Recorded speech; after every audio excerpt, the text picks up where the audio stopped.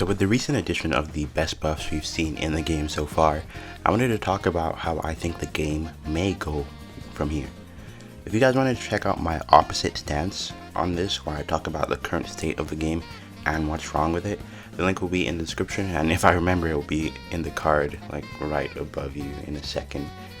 Hopefully I remember. But anyways, starting with the hype units we can expect going forward. From the leaks alone, we have Blackbeard, Prospero, Jozu, Vista, Shiki, Marco, Sobamask, Shiryu. No, not you, Burgess. Get the hell out of here. It's gonna be hard to save, and especially for me, if Sobamask is a runner that goes invisible, then shit, I might have to tap into my Rainbow Diamond savings. Now I hope people are becoming more skeptical of skipping everything just so they can summon on an EX unit. Yes, as a free-to-play player, you don't have a lot to spend without saving. But for the enjoyment of the game, I'd say you should save for a unit you like, not just a unit who is game breaking. Now if those two things are intertwined, then that's fine. I stopped summoning for EX units after I got shafted with $500 on the Akainu banner, and focused on Bounty Fest, so don't get it twisted. If a character I love is an EX and isn't $2,400 for a guarantee, then I'm probably gonna go for them.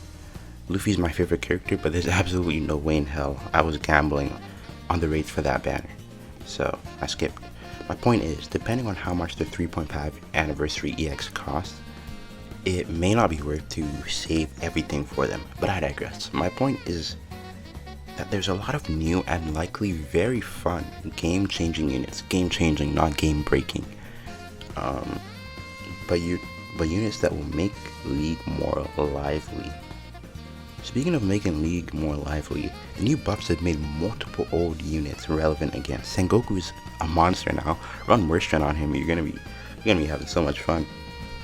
He can get Odin and Yamato off flags with normals, and his heals are great.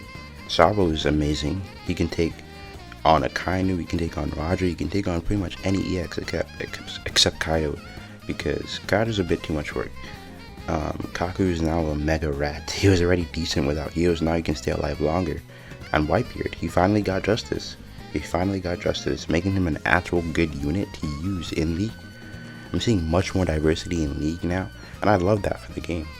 I think we can expect more old units or just mediocre units to be getting good buffs like this going forward. This means the meta would be constantly changing in ways we wouldn't even be able to expect. And I think that's how it should be, honestly. Not just, oh, summon on one anniversary and be good for the entire year. People should be, enticed to switch up their units and keep the game fresh, keep the game exciting. So going forward, I see a pretty good future for League battles. So still not competitive per se, but more enjoyable, if you know what I mean. So onto units we can expect that aren't in the leagues, and this is where it gets a little bit more hype. So we have Oni Zoro and King. These are two units I fully expect to get leaked this year. Oni Robin, Hybrid Kaido, probably leaked end of this year, maybe big end next year. These units are gonna get animated this year probably. And then we have a new Big Mom, hopefully. Well, hopefully not for me, I don't really care about her, but we do need a new Big Mom. She's kind of ass. Film Red Shanks, now this is something I really want. Him and King. Oh, hopefully he's exclusive like Bullet. So, and then Kizaru, we need a new Kizaru. I really want a new Kizaru. He's the only admiral we haven't gotten an updated version of, a V2 of. So it'd be nice to see maybe a sword version of him with the sword from Sabaody. So I listed units that I think have a good chance of being at least leaked this year. And all these units are some of the most exciting we've seen in a long while. Also Bandai, we need a Gear 2 Luffy. Come on, where he at? Anyways, Blackbeard in particular might be a very interesting unit if he's similar to EX Luffy, where he can change roles. But then you also have the uniquely extreme unit downside of him possibly being $2,400, if not more expensive, which again, I hope was just a one-time special thing for Luffy. So Blackbeard is definitely someone to look out for, as I expect to be pretty game-changing, if not game-breaking. Of course, I'm most excited for the GOAT, King D Wildfire. I got my Rainbow Diamond saved up, and I hope I'll have enough fragments to booster him off the rip. So we have the championship function coming to global in the future. Hopefully that integrates well with the player base and gives us a new mode to play. maybe more competitively than we have been doing in League, so I am looking forward to that.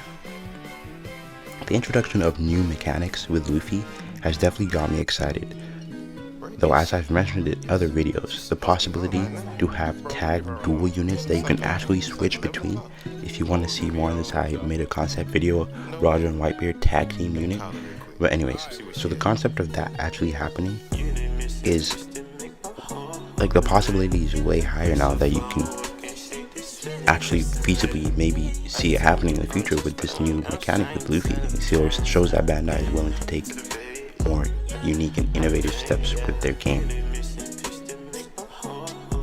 The future, extreme unit cost aside, is looking not too bad for Bounty Rush. I'm patiently excited to see what the next era of the game is gonna hold. Let me know what you guys think. Will Bounty Rush have a good year or not? But I'll catch you on the next one. Peace.